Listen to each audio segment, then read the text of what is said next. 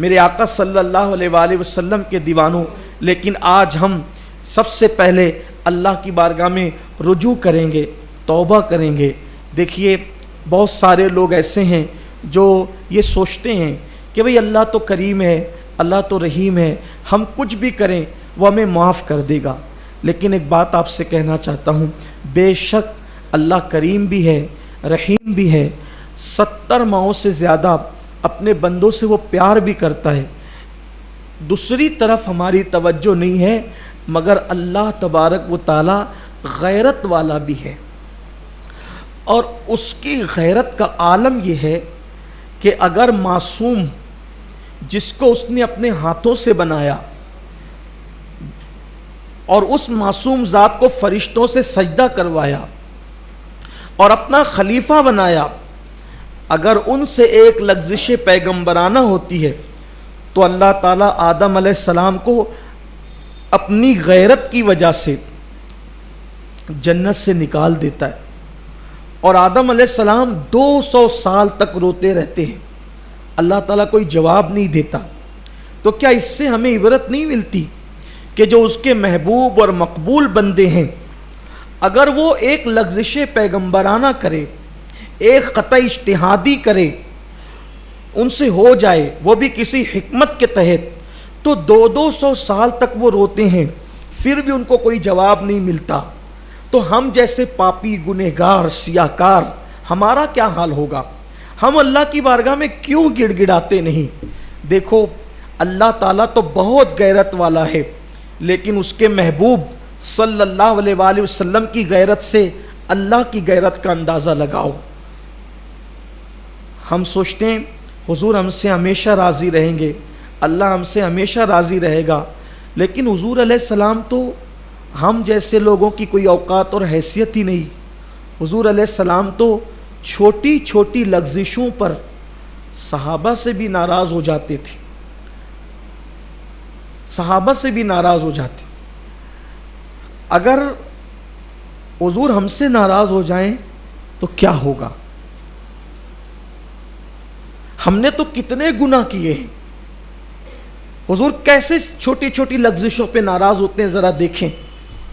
ایک صحابی ہیں، پہلی بات تو یہ یاد رکھنا چاہیے کہ صحابی اس ہستی کو کہتے ہیں کہ انبیاء کے بعد سب سے بڑا مرتبہ اگر روئے زمین پر کس کا ہے تو وہ صحابہ کا ہے۔ کوئی ولی، کوئی کتب، کوئی غوث، کوئی ابدال کسی صحابی کے مرتبے کو نہیں پہنچ سکتا، یہ صحابی کا مرتبہ ہے۔ لیکن ان سے چھوٹی چھوٹی لغزشیں ہوئی، حضور ناراض ہو گئے، اور کیسے ناراض ہوئے؟ منہ پھیر لیا کرتے تھے۔ روایت میں آتا ہے ایک صحابی سونے کی انگوٹھی پہن کر آئے، سونے کی انگوٹھی پہن کر آئے اور حضور علیہ السلام کو سلام کیا۔ آقا علیہ السلام نے سلام کا جواب نہیں دیا بلکہ منہ پھیر لیا۔ حضور علیہ السلام نے منہ پھیر لیا۔ جتنے میرے بھائی سن رہے ہیں، میری بہنیں اگر اپنے گھروں میں بیٹھ کر سن رہی ہے، میں ان سے پوچھنا چاہتا ہوں مرتبہ کیا ہے؟ صحابی۔ لغزش کیا ہے؟ سونے کی انگوٹھی۔ سلام کر رہے ہیں، جواب نہیں، منہ پھیر لیا۔ دوسری طرف سے آئے، شاید حضور نے پہچانا نہیں، سلام کیا، ادھر سے منہ پھیر لیا۔ اللہ اکبر! وہ صحابی بے چین ہو گئے۔ میرے اور آپ کی طرح وہ لوگ زبانی دعوے دار نہیں تھے عشق رسول کے، وہ سچے عاشق تھے، بے چین ہو گئے۔ حضور جان نور، غریب پرور، بندہ نواز، آقا کیوں ناراض ہیں؟ ناراضگی کی وجہ کیا ہے؟ آقا نے فرمایا میں تیرے ہاتھوں میں جہنمیوں کا زیور دیکھ رہا ہوں، میں تیرے ہاتھوں میں جہنمیوں کا زیور دیکھ رہا ہوں۔ بس اتنا کہنا تھا، انہوں نے سونے کی انگوٹھی اتاری اور پھینک دیا۔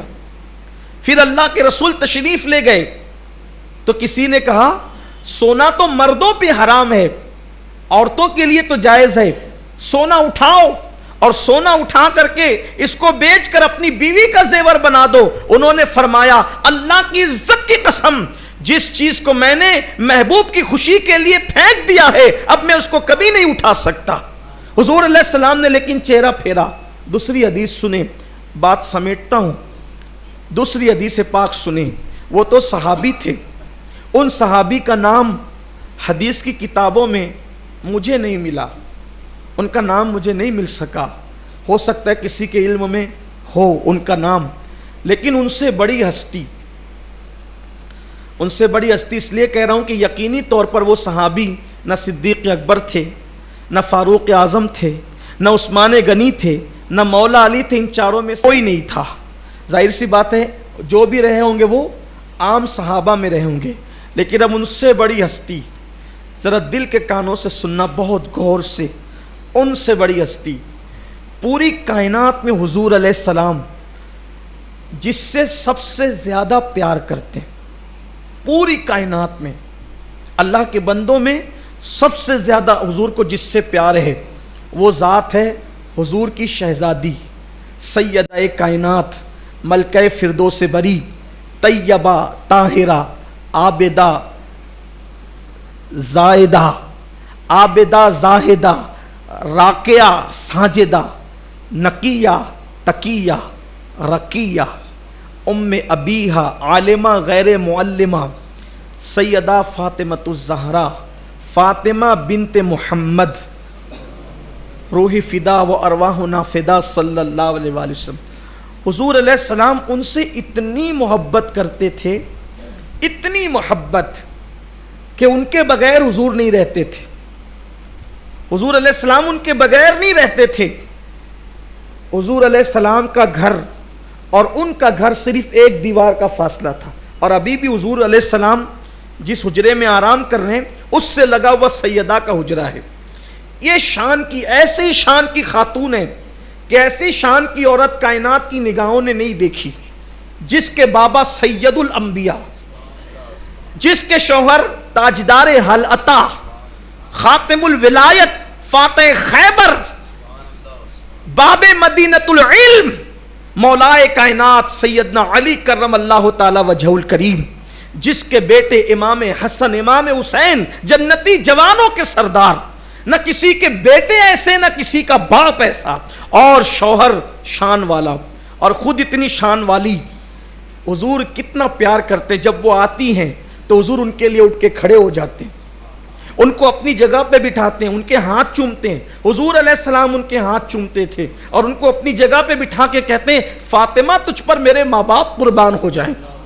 اتنی محبت کرتے تھے اللہ کے رسول علیہ الصلوۃ والتسلیم کہ جب سفر پر جاتے تھے تو سب سے آخری میں سیدہ فاطمہ سے ملتے تھے، اور جب سفر سے آتے تھے تو سب سے پہلے سیدہ فاطمہ سے ملتے تھے۔ ایک دیوار کا فاصلہ تھا حضور کے حجرے اور ان کے گھر کے درمیان۔ بار بار جاتے تھے آقا، اور جب کبھی جا نہیں سکتے تھے تو حضور علیہ السلام نے دیوار میں ایک کھڑکی بنا دی تھی کہ جب جب فاطمۃ الزہرا کی یاد آتی کھڑکی سے پردہ ہٹا کر آواز دیتے فاطمہ میری آنکھوں کی ٹھنڈک، قرۃ العین کہتے میری آنکھوں کی ٹھنڈک، حضور کی آنکھوں کی ٹھنڈک۔ پھر سیدہ کا چہرہ دیکھ لیتے اور حضور علیہ الصلوۃ والتسلیم کو جو ہے وہ قرار آ جاتا، چین آ جاتا۔ اسی لیے امام اہل سنت نے سیدہ کو جان احمد کی راحت قرار دیا۔ جو رسول ہر بے چین دل کا چین ہے، ہر دل کی راحت ہے میرے رسول، اس رسول کے دل کی راحت کا نام سیدہ فاطمۃ الزہرا ہے۔ اتنی محبت کرتے ہیں کہ کہتے ہیں فاطمہ تو بضعۃ منی، فاطمہ میرے جگر کا ٹکڑا ہے۔ اتنی محبت کرتے ہیں، لیکن اب اس تمہید کے بعد ذرا آؤ، نازک ہے بڑی غیرت سلطان مدینہ۔ حضور کی غیرت کا اندازہ کرو، محسوس کرو۔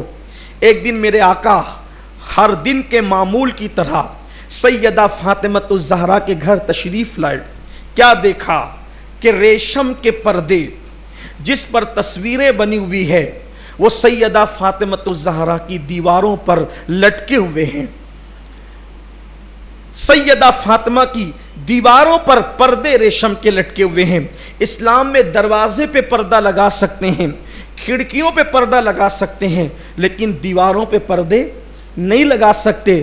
سیدہ فاطمہ نے اپنے بابا جان کی آمد کی بنیاد پر ہو سکتا ہے شاید اپنے گھر کی دیوار پہ پردہ لگایا۔ حضور علیہ السلام نے گھر کی دیواروں پہ پردہ دیکھا اور چہرہ پھیر لیا۔ حضور علیہ السلام نے منہ پھیر لیا۔ اسی طرح کی ملتی جلتی روایت اماں عائشہ کے لیے بھی آئی ہے۔ हुजूर ने चेहरा फेर लिया और चेहरा फेर कर हुजूर अंदर घर में नहीं गए, बाहर तशरीफ ले गए। हुजूर चले गए, आका तशरीफ ले गए। सैयदा को खबर हुई, हुजूर क्यों मुंह फेर कर गए? जिससे सबसे ज़्यादा मोहब्बत करते हैं, जिससे सबसे ज़्यादा प्यार करते हैं, उससे हुजूर ने मुंह फेरा। वजह क्या? सिर्फ दीवार पे पर्दे लगे हैं, दीवार पे पर्दे, हुजूर ने मुंह फेर लिया। गैरत है, नाजुक गैरत सुल्तान मदीना। सैयदा को खबर हुई, दीवार के पर्दे खींच लिए, टुकड़े टुकड़े करके फेंक दिए, जिससे मेरे बाबा नाराज हो जाएं, वो पर्दे नहीं रहेंगे। फिर आका ने फरमाया, मेरी शहजादी, मेरी बेटी, हम दीवारों को कपड़े नहीं पहनाते, और दीवारों को कपड़े पहनाना ये आले मोहम्मद की शान नहीं। आपसे पूछना चाहता हूँ, अब ज़रा दिल के कानों से, जहाँ मुझे आपको ले जाना था अब मैं ले जाना चाहता हूँ, सब बिल्कुल हमातन गोश हो जाएं। सैयदा का घर कितना आला है, रश के अर्श है, रश के जिना है, सैयदा कायनात का घर, क्योंकि नबी अर्श पर कभी कभी है, सैयदा के घर में बार बार है।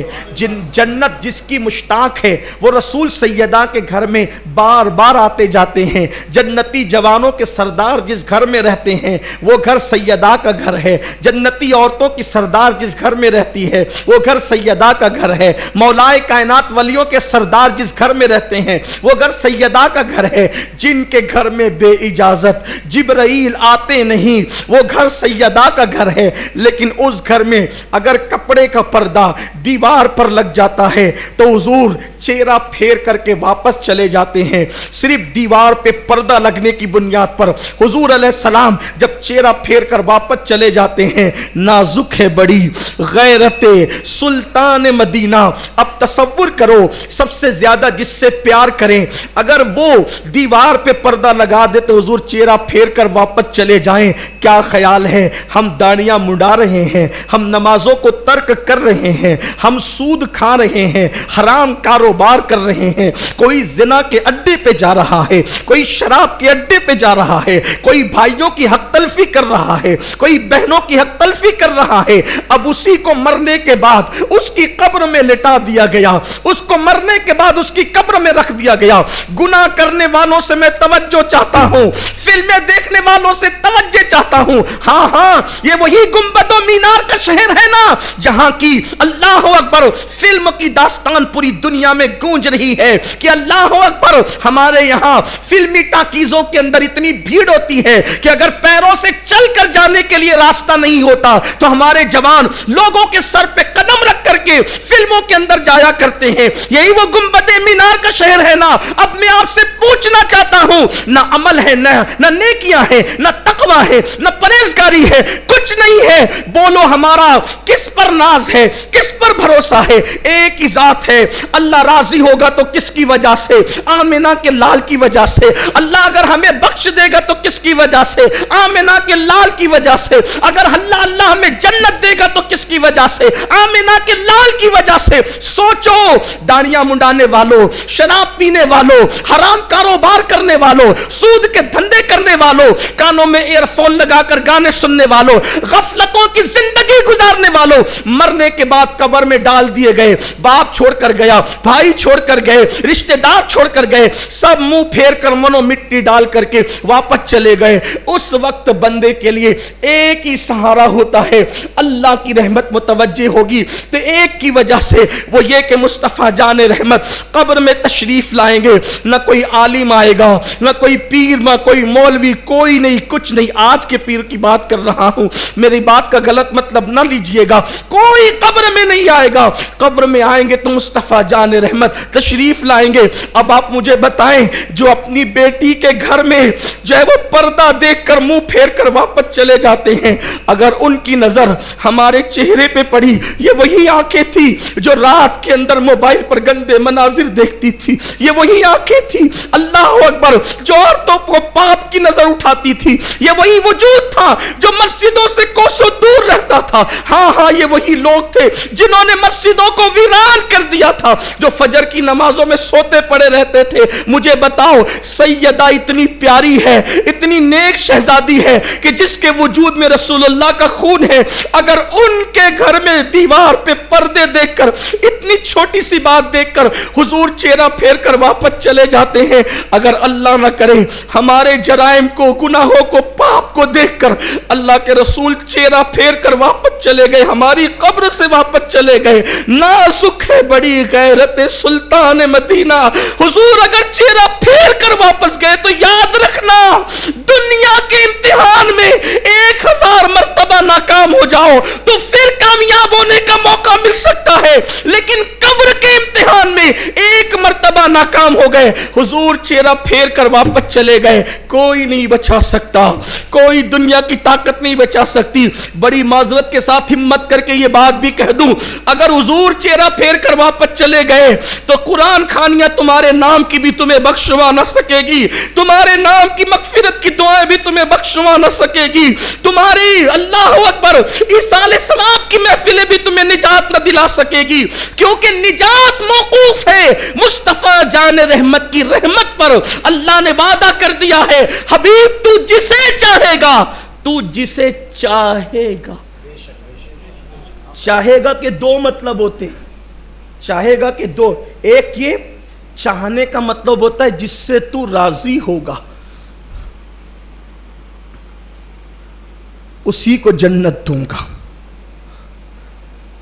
عمل پہ جنت نہیں دوں گا، تیری رضا پہ دوں گا۔ قرآن کہتا ہے عاملۃ ناصبۃ تصلی نارا حامیہ، اللہ نے اعلان کر دیا عمل کر کے آئیں گے، محنت کر کے آئیں گے، پھر بھی جہنم میں ڈالوں گا، یہ کہہ کر ذوق انک انت العزیز الکریم، چکھ یہ جہنم کا عذاب۔ دنیا میں بڑا عزت دار بنتا تھا، تو نے بس میرے محبوب کو راضی نہیں کیا، سب کچھ دیا کیا، حبیب کو راضی نہیں کیا۔ بولیے آج ہم کیا کیا کر رہے ہیں؟ مجھے تو سیدہ فاطمہ اور سیدہ عائشہ کے گھر کی وہ داستان دیکھ کر حیرت ہوتی ہے، نازک ہے بڑی غیرت سلطان مدینہ، کتنی نازک ہے۔ اگر بیٹی کے ہاتھ میں سونے کے زیورات دیکھیں تو فرمایا فاطمہ یہ تمہاری شان نہیں کہ تم اس طرح کے زیورات پہنو۔ اللہ اکبر۔ آپ مجھے بتائیں آج کی رات بس میں یہی کہنے آیا ہوں، تقریر تو بار بار میں آپ کے سامنے کرتا رہتا ہوں، آپ سنتے بھی رہتے ہیں، لیکن یہی کہنے آیا ہوں، بتاؤ قبر کا بھی کچھ خیال ہے؟ آج کے رات قبرستان اس لیے نہیں جاتے کہ مرحوموں پہ فاتحہ پڑھیں، قبرستان جانے کا مقصد ہی نہیں سمجھے۔ ارے مرحوم پر فاتحہ تو گھر بیٹھ کے بھی ہو سکتی ہے، باپ کی قبر سعودی میں، یمن میں، مصر میں، گھر بیٹھ فاتحہ پڑھ، وہاں ایصال ثواب پہنچے گا۔ قبرستان جانے کے لیے سنت کیوں ہے؟ قبر پر جا بیٹھ، دیکھ یہ قبرستان ہے، کبھی اس طرح بھی دیکھو قبرستان کو۔